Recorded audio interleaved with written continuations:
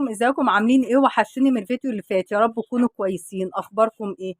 علبة الكاستر اللي احنا بنشتريها دي فجأة كده لقينا سعرها عالي قوي وبقت غالية، وبصينا على المكونات بتاعتها سهلة قوي ومش حاجة يعني افتكاسات فيها، لا احنا نعملها في البيت ونعمل احسن منها. احنا الستات شطار كده ونعرف نعمل كل حاجة بإذن الله.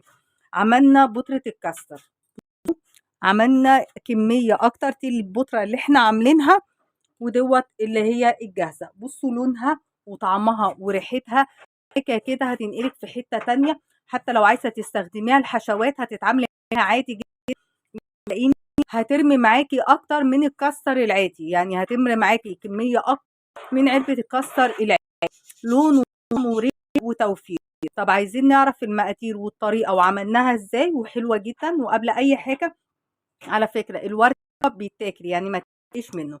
طب عايزين الطريقه والمقادير هندخل على الفيديو ونتفرج عليه لاخره. ان عجبنا الفيديو لايك وشير وسبسكرايب. باي. نسمي كده حبايبي، نقول بسم الله وعلى بركه الله. كلنا عارفين علبه الكاستر ديت في منها علب وفي منها طبعا ايه اكياس. تعالوا نبص على المكونات. بصوا المكونات بتاعه الكاستر: نشا، ذرة غذائي، فانيليا، مكسبات طعم صناعية مصرح بها، لون طبيعي مصرح به، قد يحتوي على آثار مشتقات الحليب. دي هنركنها على جنب. يعني نشا، مكسبات طعم، لون. خلاص. العلبة دي بقت ب20 وبتبقى مليانة لغاية الخط الأحمر ده، ما بتبقاش أزيد من كده. طب نعمل ايه؟ هنجيب معانا ربع كيلو نشا عادي جدا، اللي هي الذرة اللي هو النشا دوت. خلاص هناخد ربع كيلو. طبعا الكمية اتكترت قللي دي بتاعتك انت، انا عاملة هنا ربع كيلو. جايبة الفانيليا السايلة ديت عشان الصراحة بتكون ريحتها قوية جدا، يعني هي ريحتها بتبقى اقوى من الفانيليا الاكياس. انا مش عايزة اكتر. بصوا يعتبر خدت ربع العبوة. تالت مكون معانا، هتروحي عند العطار هتقولوا له انا عايزه لون زعفران. بس انا واخده شويه قد ايه على طرف المعلقه، وهبتدي اقلب. ده مش هينفع.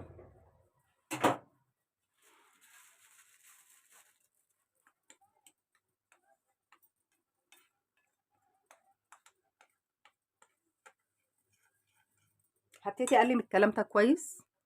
قلبنا الكلام ده كله كويس. دي علبه كاستر اساسا بس شايله من عليها الورقه. هبتدي اعبي الكلام ده كله في علبه الكاستر. احنا قايلين ان احنا جايبين ربع كيلو. بصوا حبايبي، انا فضيته ازيد طبعا من اللي احنا بنشتريه، او هنقول اللي احنا بنشتريه. انا المنطقه اللي انا فيها كيلو النشا عندي ب30 جنيه، يعني النص ب15، الربع ب7.5، يعني دول ب7.5 من 20 جنيه. الفانيليا كده كده موجوده عندنا في البيت. لون الزعفران هتجيبي شويه ب5 جنيه، هيقعد معاكي كتير جدا جدا جدا، بالاخص لو بتعملي معايا صابون. بصوا يا حبايبي، انا هنزل هنا بس كوبايه ميه، واخده بالك من اللون. انا عشان بس ايه شويه النشا اللي هنا حرام الصراحه. هعمل ايه دلوقتي؟ خلينا هنا. طب بصوا هقول لكم هنعمل ايه عشان ايه ما دوخكمش معايا. هاتي لتر حليب كوبايه ميه معانا. عايزه تعمليه كله حليب ساده، اعمليه حليب ساده. هناخد من اللي احنا عاملينها بسم الله. 1، شايفه اللون. 2، 3، 4 معالق. برضو دي ترجع لك انتي بتحبي الكاستر بتاعك تقيل او خفيف، دي حاجه ترجع لك انتي. بصي لونه حلو جدا جدا جدا. هتحطي طبعا السكر اللي انتي حباه حسب التسكيره بتاعتك وحسب التقل اللي انتي حباه. هنرفع بقى الكلام ده كله على النار. بصوا يا حبايبي، وهنرفعه على النار عادي جدا زي ما بنتعامل مع الكاستر العادي جدا. يا ريت ايدينا ما تتشالش منه عشان النشا بيتكتل معانا تحت. شايفه اللون هو ونفس الطعم ونفس الريحه، حتى لو مش احسن كمان. ابي اهم حاجه، شايفه البقبقه العاليه دي معنى كده ان هو استوى خلاص. بس انا في عندي تكايه مهمه، انا تقل معايا فما فيهوش اي مشكله خالص. هزوده شويه ميه او شويه حليب، يعني الموضوع في ايدينا مش صعب. طب انا حسيت ان هو خفيف، هجيب شويه ميه ساقعه، ما تكونش الميه سخنه، او احط عليه على طول. هجيب شويه ميه ساقعه وهدوب الكلام ده كله، يعني هدوب النشا في الميه الساقعه وانزل بيها.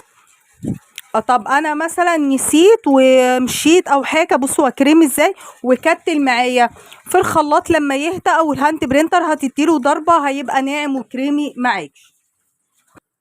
بصوا انا كده بالنسبه لي خلاص، بصوا بقى كريمي قوي، وصدقيني هيرمي معاكي اكتر، يعني بيتقل اكتر واحسن من الكاستر نفسه اللي احنا بنشتريه من بره. هي عامل ازاي، بصوا كريمي قوي قوي. انا في العادي بحط له معلقه زبده، بس المره دي مش هحط له عشان عايزه اوريكي هو عامل ازاي. حلو جدا، بصوا القوام بتاعه ولونه وريحته خطير، حلو جدا جدا جدا.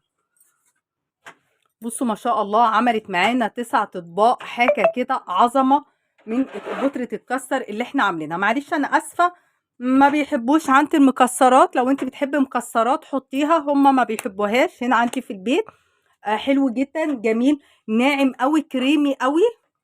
بصي عامل ازاي، بصوا دول اخر شويه، عاده اخر شويه دول ممكن تلاقي فيهم تكتلات، لا ما فيهوش اي تكتلات. بصوا حلو جدا جدا جدا، خطير الطعم والريحه حكايه. اي نعم انا لغايه دلوقتي ما دقتوش عشان تقبل الفطار، بس هو حلو جدا جدا جدا. ربنا يحسن ما بين ايديكم، ويا رب وصفاتها تكون سهله وخفيفه على قلبكم. السلام عليكم ورحمه الله وبركاته.